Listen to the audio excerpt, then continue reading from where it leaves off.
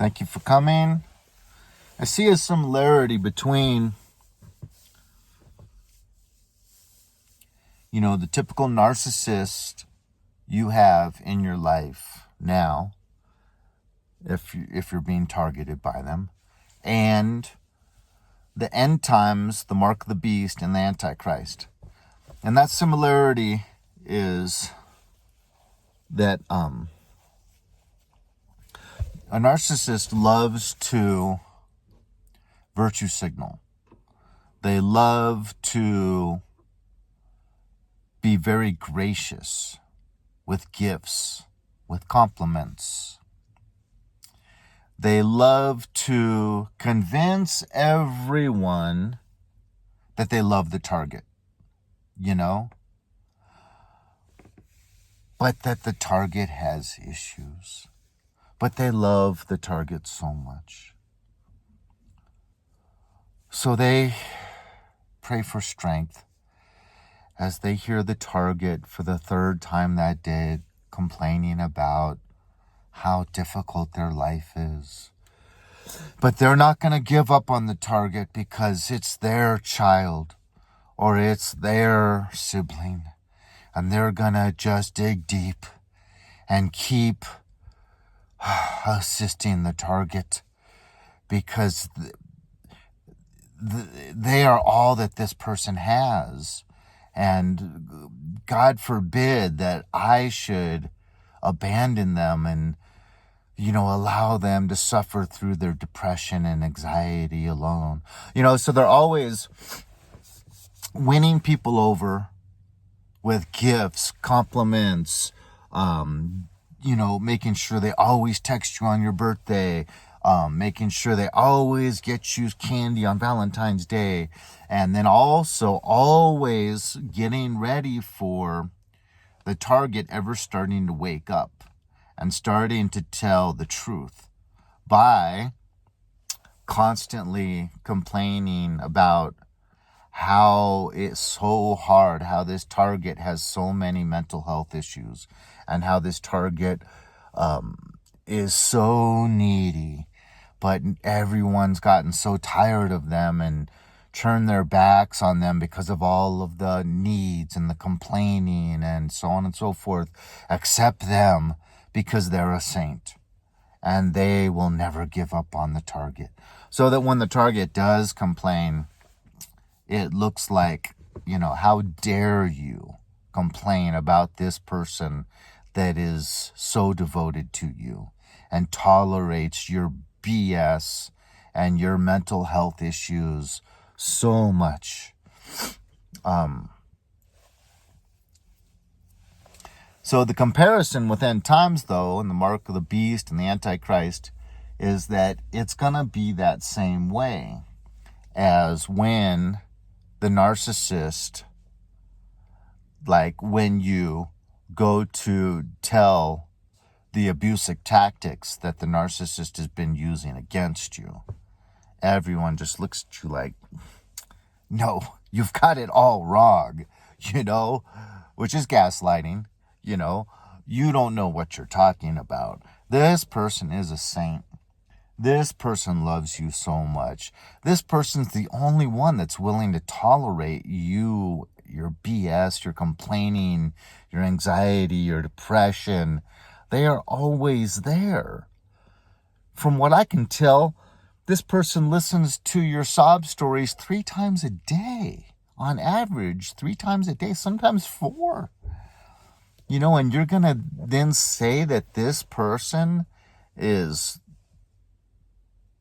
deriding you, chiding you, abusing you, using abusive tactics. This person, 1, isn't abusive, and 2, is not capable of mistreating you in any way, shape, or form.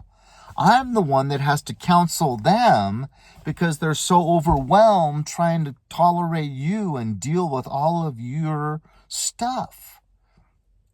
Then they come to me and I have to help them get back on track and decompress and so on and so forth. Well, it's going to be the same way because No, I'm not saying this is even going to happen in my lifetime. But when the end times do come, it's going to be the few people that are truth tellers and see what's happening are not going to be believed. And when they try to speak to the truth, don't get this mark of the beast. Like, everyone always thinks it's the best thing in the world when new stuff comes out. People have already got the chip in the hand that has their ID and their credit cards. And, a lot of people in Sweden just praise it and love it. Every time you have an iPhone and from Apple and you get the new iOS upgrade, there's new little things that are improved. Like now you can watch a YouTube video while you're texting people, or while you're doing other things with your phone. And you're like, oh, wow, it didn't used to be able to do that. That's cool, or AI, or Elon Musk's Neuralink, which I saw a video recently where this guy had a prophetic dream, and he says in this dream that Neuralink is going to be the mark of the beast, because Elon Musk has all of these satellites in the sky, that are really, really being used, for so many different reasons. It's so capable. Starlink. And these satellites are going to be hooked up to this Neuralink that people get put in their head. And stuff's just going to be downloaded all the time, and people are going to just praise it, Literally, people are going to be like hundreds of times smarter and more capable than someone that doesn't get the Neuralink. Because think about it, it's like being connected to Google nonstop. Immediately, all of your thoughts you're going to just be able to download. And the people that don't get it literally are going to be like left behind. They're going to be imbeciles, at least in this guy's prophecy. And that this is actually going to be the mark of the beast. So if you don't get it, it's like you're mentally retarded. Put them in a special education classroom out on the back 40, in the bungalows way out on the playground. Just get him out of here because he's not capable. He cannot keep up with 99% of the population. And then, it's going to probably be like that with the Antichrist too. Everyone's going to be so on board and so impressed with this person's charisma and charm and how he's going to bring world peace, going to unite the whole world.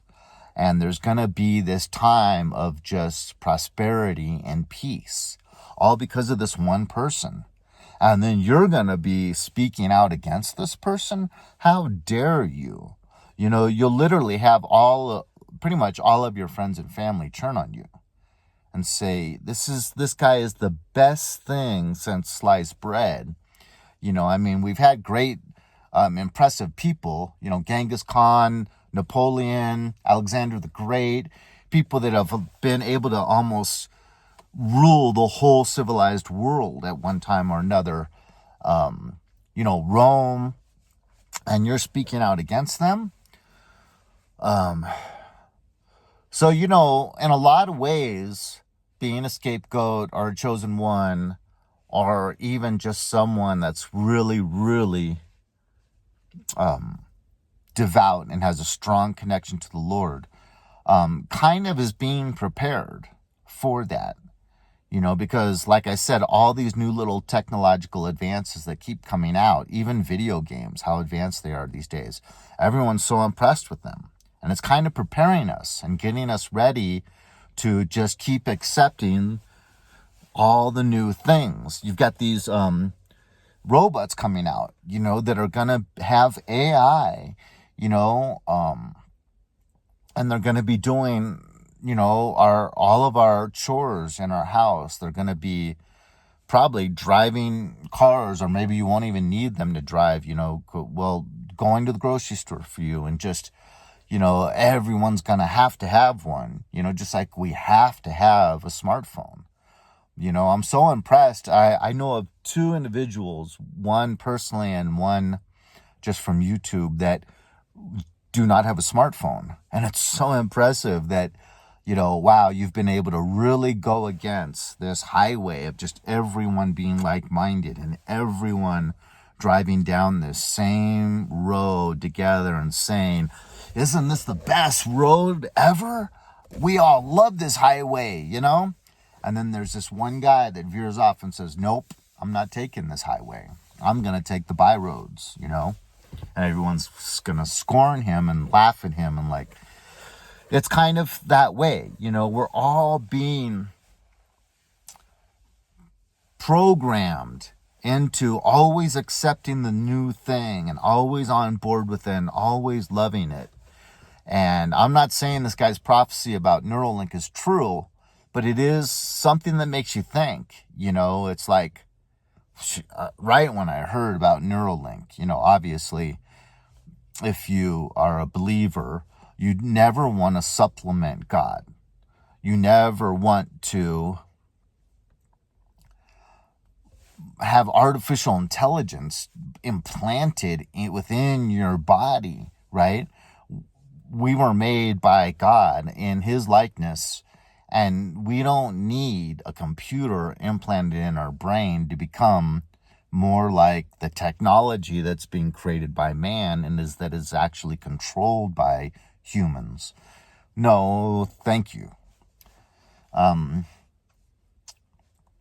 Now, if I lost a limb and they were able to sew on a perfectly good artificial limb, that's different, because, that would be so useful.